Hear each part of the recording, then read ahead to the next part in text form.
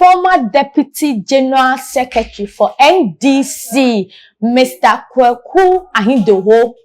wababeye eye revelation or the nsembi ababetuja na anything eye picture bia na circulate ewo eye wo manyimu efa eye General Secretary Mr. Johnson Esiedun Ketia ewo mra Ghana ha court issue kukoso na yehu eye papa Mr. Esiedun Ketia ewo eye courtroom achese wo ondo di ni ho agiremu se wo di adanse na eye ne calculation a wo ye ene eye questions ni answers bi a wo manti e ma eye days ago no all trendy wo oman mu eno na achese akotwetwe old picture bia eye Mr. Esiedun Ketia ene former president awenya ni baby eko abetuja achese Ghana fo twe picture na sense wo mususu se samre no na General Secretary Mr. Johnson Esiedun Ketia na wo hwe na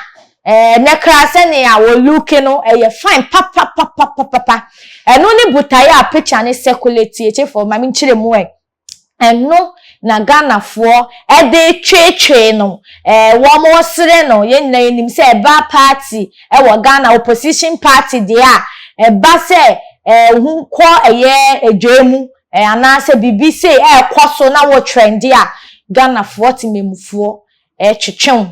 wo mo twetwen enti twetwen ni bi na release sa picture na enu achi no na nka yesusu se nsembeda din na ya pagya ye ni ahwe court issue a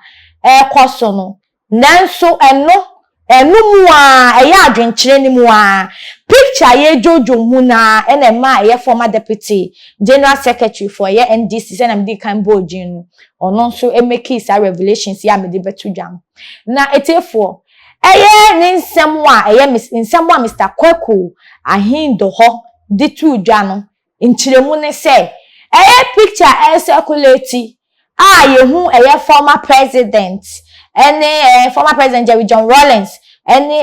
picture womo allege se Esiedun Ketia no hu ne se oni Mr. Esiedun Ketia ensheda enye adwempi wonyoma bi so na so picture na circulate no hu ne se sa picture ne de enye Mr. Esiedun Ketia no hu ne wo picture ni mu hu ne se yobi fufuro kra na etiefuo na nka wo kasa ne de susu se anka wo kasem papa bi ama ye Mr. Esiedun Ketia na ma ye siri bebre kwaso twetwe bebre ye dodo na twetwe no na etiefuo won be kan se Ghana fo ehun se wa ya ade a nia wode beso so se Mr. Johnson Esiedun Ketia ye nenim ne se wa ye General Secretary for Amanyoko NDC omo opposition no onu Mr. Kwaku Ahindoho ni former wa boni na ye papa Mr. Johnson na wa betray no onu no wa ma na bofom onu na wa twitwa ne nenti ama how bia wo komu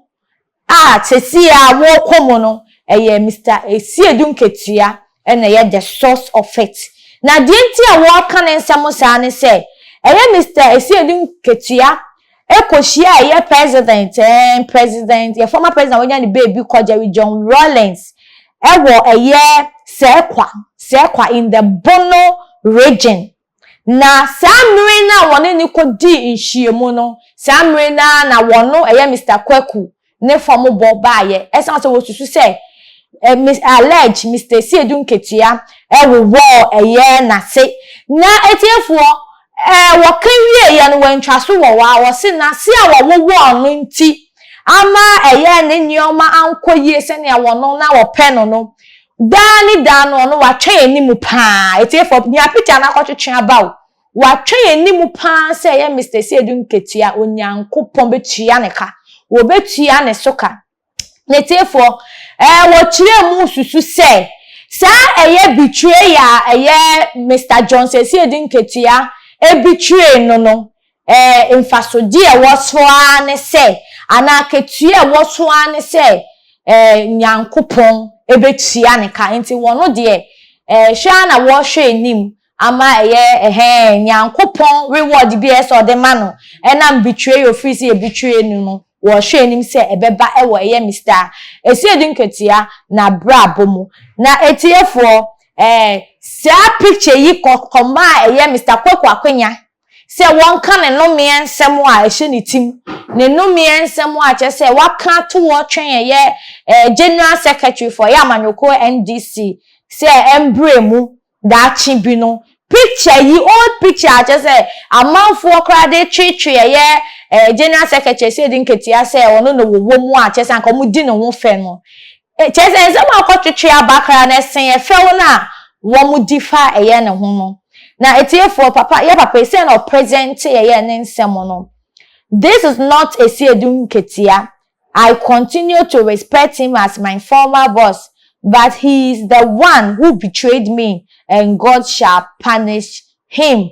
he wrote. Etiefo send am di kan church nsem mo de somo no wono no picture na kotrega na bufuo bi a mribi etwem akotrega ne disappointment bi a wo call so or allege say wo call so ewo